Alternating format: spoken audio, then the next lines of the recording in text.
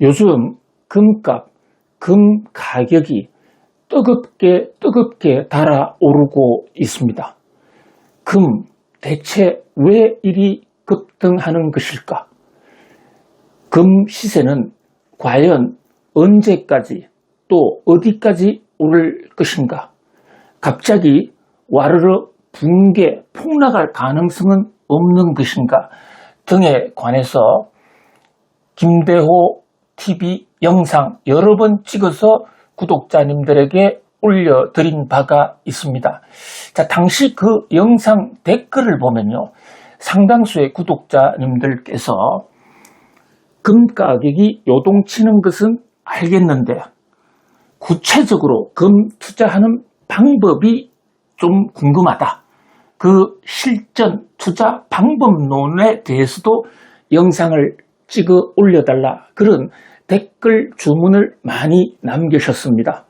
우리 속담에요, 구슬이 서말이어도 꽤 매어야 보배라는 말이 있습니다.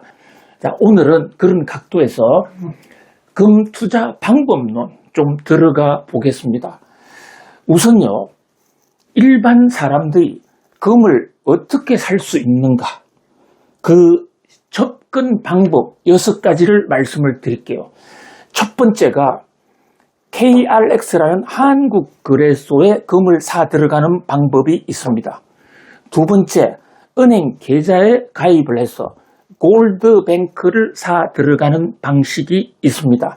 세 번째는 금펀드라고 해서 증권사 은행에 펀드를 가입하는 방법입니다. 자, 네 번째는 ETF, 이른바 상장지수 펀드죠. 익스체인지 트레이드 펀드. 여기에 가입을 하면 현물도 살 수 있고 선물도 살 수가 있습니다. 이른바 금은방이라고 그러는 전통적인 금거래소죠. 요즘은 이름들을 많이 금거래소로 많이 바꾸고 있는데요. 그 금거래소를 이용하는 방법. 그리고 6번째가 디지털 금이라고 해서 스테이블 코인, 이 중에서 금을 담보로 한 스테이블 코인을 사 들어가면 방식. 그 대표적인 상품이 박스골드라는 상품 등이 있습니다. 이런 6가지 접근 방법이 있는데요. 이 각각의 방법에 서로가 우열이 있는 것은 아닙니다. 각각의 장단점이 있을 뿐이에요. 따라서 본인이 처한 상황, 또 재테크의 능력, 그리고 그 재테크의 목적에 가장 부합하는 그 투자 방법을 6개 중에 하나를 선택하시면 됩니다. 경우에 따라서는 1개 또는 2개를 동시 선택할 수도 있습니다. KRX 금은 KRX라는 데가 코리아 익스체인지라고 그래서 한국 증권거래소입니다. 우리 주식, 채권 거래를 중개해주는 한국 거래소 있죠. 지금은 본사가 부산으로 옮겨가 있는데 KRX 금을 산다고 해서 부산으로 가는 건 아니에요. 증권사 계좌가 있으면 바로 살 수가 있고, 없으면 오픈을 하면 됩니다. 집에서 컴퓨터로 충분히 가능해요. 자, 이 KRX 금을 샀을 때는 현재 당장에 금이 수중에 떨어지는 건 아닙니다. 금 샀다는 증표를 사는 거거든요. 우리가 증권사에서 주식을 사는 것과 메커니즘이 똑같습니다. 우리가 주식을 산다 하더라도 그 주식이 우리 집으로 날아오는 건 아니잖아요. 그 주식은 어디가 있느냐? 한국예탁결제원의 보증으로 딱 맡겨놓고 있습니다. 마찬가지로 KRX에서 금을 사면 이 한국거래소에서는 그 금을 한국예탁결제원으로 보내고, 우리는 증권사 계좌에 내가 금이 몇 그램 있다라는 증표만 날아오게 됩니다. 자, 이 KRX 거래소의 가장 큰 장점은 상대적으로 매입할 때 가격이 조금 싸다, 이런 장점이 있습니다. 금은 세금이 엄청나게 붙는 상품이거든요. 2가지 선택이 있습니다. 본인이 금융계좌로만 소유하면 부가세 안 냅니다. 이게 굉장히 큰 장점이에요. 자, 두 번째, 이자 배당 소득세도 없어요. 그런데 이 KRX의 가장 큰 단점은, 자, 금을 자기가 직접 갖고 있는 것이 아니기 때문에 금덩이를 갖고 다니고 싶다, 안고 자고 싶다는 사람한테는 좀 아쉬운 점이 있습니다. 자, 이 경우에는 금을 찾으면 돼요. 그러나 금을 찾으면 부가세가 나옵니다. 자, 또 하나 KRX의 장점은 보수. KRX에 가입했다고 해서 운용 관리 보수를 따로 요구하지는 않습니다. 주식처럼 최소한의 거래 수수료만 내면 KRX 금에 아주 쉽게 접근할 수 있습니다. 자, 두 번째, 골드뱅크. 이 골드뱅크는요, 은행 계좌에 가입하기만 하면 돼요. 그 골드뱅크를 자기가 꺼낼 수도 있고 안 꺼낼 수도 있어요. 안 꺼내고 있으면 부가세가 없습니다. 부가세가 10%, 굉장히 무겁거든요. 그런데 이것을 내가 어느 정도 예금을 한 다음에 그 금덩이를 찾아서 집에 보관하고 싶어 하게 되면 할 수도 있습니다만 부가세가 붙습니다. 자, KRX 금과 골드뱅크 금의 가장 큰 차이는 배당 소득세. 우리가 은행에 예금을 가입을 해서 이자가 생기면, 소득이 생기면 거기에 15.4%의 이자 배당 소득세를 내지 않습니까? 주식, 증권 쪽은 이 배당 소득세가 없는데 반해서 금융기관 상품은 일반 상품에도 15.4%가 있는 것처럼 금을 투자해서 거기서 만약에 이득이 생긴다면 이득 금액에 대해서 15.4%의 배당 소득세를 내게 됩니다. 자, 골드뱅크의 또 좋은 점은 보수, 특별한 보수 없습니다. 은행에 그냥 계좌 관리 자기가 하면 되는 것이죠. 자, 그 다음에 세 번째, 금펀드. 증권사나 은행에 가서 내가 그 증권사가 운영하는 펀드에 가입을 하면 됩니다. 펀드라는 게 여러 사람 돈을 모아서 한꺼번에 투자해 주는 거 아닙니까? 증권사나 은행이 금펀드의 포트폴리오를 각 금융기관이 직접 구성을 합니다. 뭐 일반 사람보다는 더 잘하겠죠. 금 ETF, 이 상장 지수에 추종을 합니다. 상장 지수라는 게 이 뉴욕 증시에서 형성이 되는 선물 거래 요 지수를 그대로 추종하는 것이거든요. 그래서 이 지수가 오르면 오른 만큼의 이익을 투자 금액으로 나누어 주고, 이 지수가 떨어지면 손실이 생기잖아요. 그만큼 손실을 투자 금액으로 나누어서 거래자들의 계약금에서 떼어 나가는 방식입니다. 상장 지수 펀드에는 현물도 있고 선물도 있습니다. 개인연금 IRP라는 거 있지 않습니까? 이게 연말 세액공제를 10% 해주는 세제 혜택이 있는 상품인데, 종래에는 개인연금 IRP로 은행 상품 외에는 가입길이 막혀 있었는데 최근에 ETF, 현물 경우에 투자할 수도 있는 길이 열렸습니다. 따라서 어차피 IRP를 하는 사람이라면 추가 부담 없이 ETF, 현물을 사용할 수 있습니다. 자, ETF나 펀드는 세금 없습니다. 부가세가 없다는 얘기예요. 왜냐? 이것은 금을 사는 게 아니잖아요. 그냥 이론적으로만 금을 사는 것일 뿐이고요. 그 다음에 가공 비용도 없고 또 이 배당세도 없습니다. 그러니까 세금이나 수수료 쪽으로 보면 상당히 유리한 상품이죠. 다만 이 펀드나 ETF는 운용 보수라는 게 있습니다. 해마다 조금씩 떼거든요. KRX 같은 경우에는 한 번 수수료 떼고 마는데, 이 펀드나 ETF는 수수료가 뭐 그렇게 많은 액수는 아니지만 어쨌든 장기 보유를 했을 때는 좀 부담이 될 수도 있습니다. 자, 장점과 단점을 지금 비교해 드리고 있는 겁니다. 자, 그 다음에 가장 많은 사람들이 찾고 있는 게 금방인데요. 종래에 우리가 금은방이라고 하는 곳, 이 금방의 가장 큰 장점은요, 자기가 원하는 형태, 예를 들어서 금목걸이를 직접 차고 다니고 싶다, 가락지를 하고 싶다 했을 경우에는 금방 외에는 방법이 없습니다. 다른 곳에서는 KRX나 골드뱅크를 이용하면 일정 금액 이상 채우면 금을 인출할 수는 있는데 그때 인출하는 금은 오로지 한 가지 형태, 골드바밖에 없거든요. 이 골드바를 좋아하는 사람은 이쪽이 가격이 훨씬 더 비용이 쌀 수가 있습니다만은 내가 금반지를 사용해야 된다.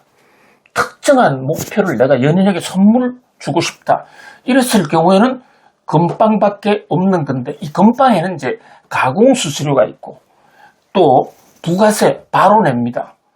뭐 그 밖에도 또 가공료 수수료 둘 다 내기 때문에 금 엄빵에 따라서 금 거래소에 따라서 시세가 천차만별이긴 한데 뭐 경우에 따라서는 20%도 물어야 될 수도 있습니다.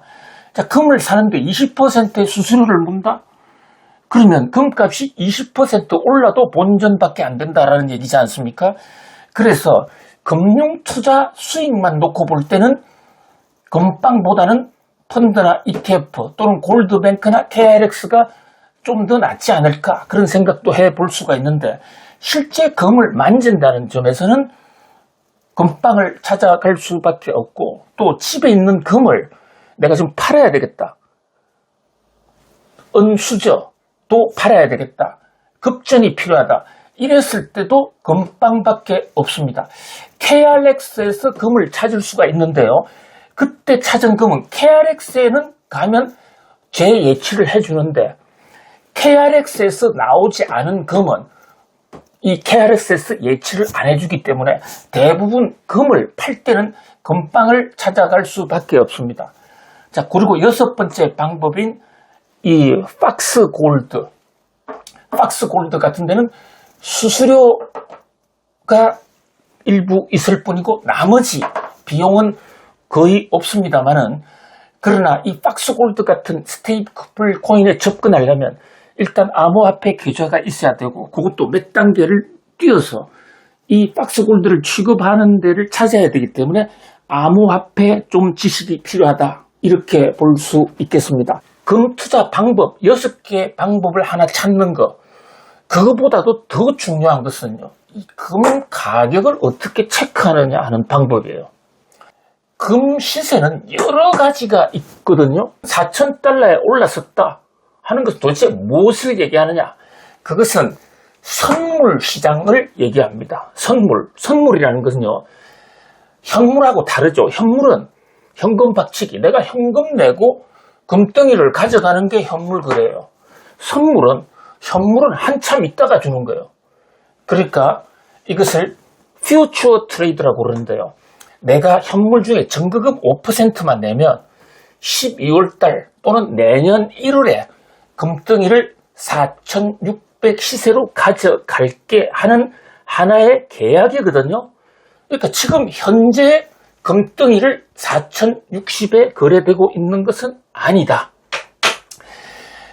그리고 선물 거래소, 전 세계의 선물 거래소가 굉장히 많습니다. 선물 거래소마다 시세가 다 달라요.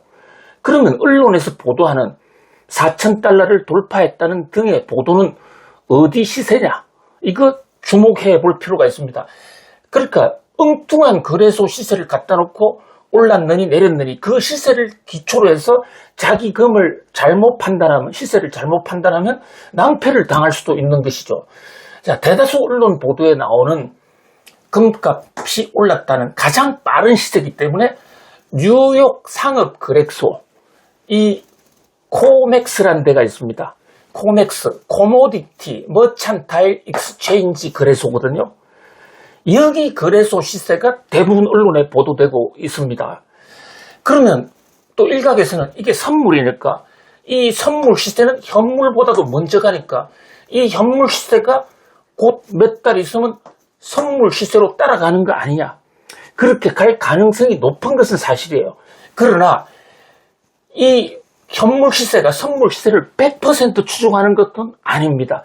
선물의 수요 공급과 현물의 수요 공급은 조금 메커니즘이 다릅니다. 따라서 현물 시세와 선물 시세는 따로 봐야 되는 겁니다. 우리나라에 지금 금거래소, 이 금거래소 이 시세는 현물 거래소 시세를 대부분 추종하고 있습니다. 따라서 우리나라에서 금을 산다. 이러면 선물 거래소보다도 현물 거래 시세를 파악하는 것이 훨씬 더 중요해요. 근데 이게 언론에 잘 보도가 안 된다고요. 이 현물 거래도 여러 군데서 하고 있지 않습니까? 우리나라 지금 금거래소에서 하는 것도 현물 거래소지 않습니까? 그러면 현물 거래소 시세 중에서 중심 지표가 되는, 표준이 되는 시세는 뭐냐? 바로 런던 금협회. 자, 런던 뷰리언은 기금속이라는 뜻이에요. 런던 뷰리언 머찬트 어소시에이션, 마켓 어소시에이션. 런던의 귀금속 협회 회원들을 상대로 매일매일 입찰을 실시합니다. 우리가 소래포구 같은 데 가면 꽃게 아침에 경매로 막 팔고 그것을 소매상들이 다시 소매로 파는 모습 볼 수 있지 않습니까? 마찬가지로 이 LBMA에서 소매상들을 대상으로 하루에 두 번씩 경매를 해요. 그 시세를 얘기합니다. 그 타이밍까지 말씀을 드리면요. 런던 시간으로 오전 10시 반, 또 오후 3시 이렇게 두 번 시세가 형성이 됩니다. 그러니까 우리 시간으로 런던 시간 오전 10시 반이면 우리 시간으로 오후 6시 반경이죠. 그때 시세가 가장 살아있는 따끈따끈한 시세예요. 요것을 보고 한국의 대부분 금은방이나 금거래소가 참고해서 요 판매 가격, 매수 가격을 결정하는 것이거든요. 따라서 한국에서 내가 얼마에 살 건지, 얼마에 팔 건지를 결정하려면 일단 선물 거래 한번 보고요. 미래가 어떻게 될 것인가. 그리고 현재 현물이 어떻게 된가. 요것을 보면 한국 거래소의 금 가격을 얼추 남들보다 조금 먼저 가서 볼 수가 있습니다. 그런데 이게 더 중요한 것은 이 시세가 반드시 이 시세로 결정되는 거 아닙니다. 한국 거래소는 한국 거래소의 수요 공급 원리가 따로 있습니다. 그래서 한국 거래소의 시세가 뉴욕의 선물 거래소나 또는 런던의 거래소와 완전히 엉뚱하게 여기서는 시세가 오르는데 여기서는 떨어진다든지 여기서는 폭락한다는데 여기서는 오르는 경우가 종종 있습니다. 아주 많이 있습니다. 왜 그러느냐? 자, 한국은, 우리나라는 지금 금이 거의 생산이 안 돼요. 금 공급량이 굉장히 적습니다. 적은 시장이란 말이죠. 여기는 전 세계 금이 다 거래되는 것이기 때문에 수요 공급량이 제한된 시장과 많은 시장의 수급이 좀 다르죠. 자, 그 다음에 두 번째는 우리나라 사람들의 이 투자 패턴, 굉장히 좀 공격적이에요. 전 세계 선물 시장에 또는 옵션 시장에 국가별로 보면, 국적별로 보면 한국 사람이 제일 많이 들어가 있거든요. 비트코인 세계도 마찬가지입니다. 그래서 금 가격이 오를 때는 이게 수요가 갑자기 늘어서 가격이 급등해서 뉴욕이나 런던보다 더 올라갔다가 또 금 가격이 떨어질 때는 더 빨리 떨어지는, 급격히 오르고 급격히 내리는 이런 속성이 있습니다. 따라서 런던이나 뉴욕의 시세 이꼬르 한국의 금거래소라고 예단을 가지는 것은 굉장히 위험하고요. 오히려 국제 금시장에서는 금값이 많이 올랐는데 우리나라 금시장에는 가격이 낮다. 이럴 때는 빨리 금을 사는 게 유리합니다. 반대로요. 국제 금시장에서는 금값이 조금 올랐는데 한국 시장에서는 국제 시장보다 10배 정도 더 올랐다. 그런 적이 많이 있거든요. 그럴 때는 절대 한국 거래소에서 당장에 금 사면 안 됩니다. 한국 거래소 시세와 국제 거래소 시세 간에 좀 균형을 맞출 때까지 좀 기다려줘야 돼요. 오히려 자기가 금을 가지고 있는 보유금을 판다. 그것을 거래소 입장에서는 금을 사들이는 거 아닙니까? 요 시세는 한국 거래소가 뜨겁게 달아오실 때 그때 팔아야 되는 겁니다. 바로 금 시세 메커니즘을 정확하게 알아야 언제 사고 언제 팔겠다. 그 정확한 타이밍이 계산이 돼 나오는 것이에요. 자, 또 하나 중요한 것은 과연 우리 시세가 높으냐 낮으냐, 국제 시세와의 상관관계. 자, 우리 금의 김치 프리미엄이라는 거 있습니다. 전반적으로 한국의 금값은 외국보다도 많이 높아요. 오를 때는 더 많이 오르고. 왜냐? 한국은 금 공급량 자체가 워낙 적기 때문입니다. 따라서 한국금거래소나 한국거래소의 금 시세를 뉴욕 증권시장의 선물지수나 런던 금협회 지수와 비교해서 높으냐 낮으냐를 비교하는 거, 이거 굉장히 중요합니다. 그래서 이게 너무 높을 때는 파는 것은 좋은데 사는 것은 조금 스텝을 조절할 필요가 있고, 이게 너무 낮을 때는 요거는 많이 올라가는데 이게 빨리 반영을 안 해? 그러면 빨리 금을 사야 되는 거예요. 자, 그러면 높으냐 낮으냐를 한번 비교해 봅시다. 자, 지금 금 선물이 온스당 4,000달러를 돌파했다 해서 지금 세계가 금값 관련해서 들썩들썩 그리고 있습니다. 1온스는 31.1104g입니다. 한국 거래소의 거래 단위는 그램이거든요. 그러니까 온스를 그램으로 단위를 바꿔줘야 비교가 되잖아요. 자, 31g이니까 1g 가격을 환산하려면 분모에 31.1004를 두고 나누면 그것이 바로 그램당 가격이 되는 것이죠. 나누어 봤습니다. 1온스의 가격인 4,060을 31온스로 나누면 130.52달러가 됩니다. 132.52달러. 요것을 현재 환율인 1,400원을 곱하면 우리 돈으로 182,728원이래요. 자, 이게 거의 한국거래소의 시세 187,300원, 이게 영상 찍는 이 순간의 시세거든요. 이거하고 거의 근접하고 있지 않습니까? 그런데 최근 이 한국거래소 9월 중순의 시세를 보면요, 20만원까지 올라갔습니다. 그때 이 선물은 3,000달러 선에 있었거든요. 그런데 한국거래소 금값이 이거보다도 훨씬 더 높았다고요. 여기 한국금거래소와 또 한국거래소는 달라요. 이 대목도 굉장히 혼선이 있습니다. 이름이 비슷하잖아요. 한국거래소와 한국금거래소, 가운데 금자 하나 있고 여기도 금이니까 헷갈리죠. 자, 여기 한국거래소는 정권거래소, 우리나라의 공기관입니다. 여기 한국금거래소는 개인 업체들의 모임 또는 개별 업체예요. 누가 좋다 나쁘다가 아니고 각자의 설립 목적이 다르다는 것이죠. 그런데 한국금거래소는 한 돈, 두 돈 계산을 해요. 10돈은 한 양이고, 이런 돈, 양, 푼 이런 식으로 계산을 하는 데 비해서 한국거래소는 그램 단위로 계산하기 때문에 이게 높은지 이게 높은지 이게 또 비교가 잘 안 돼요. 자, 이럴 때는 바꿔줘야죠. 한국금거래소의 이 판매 가격, 부가가치세가 포함된 가격이에요. 이게 81만 원이잖아요.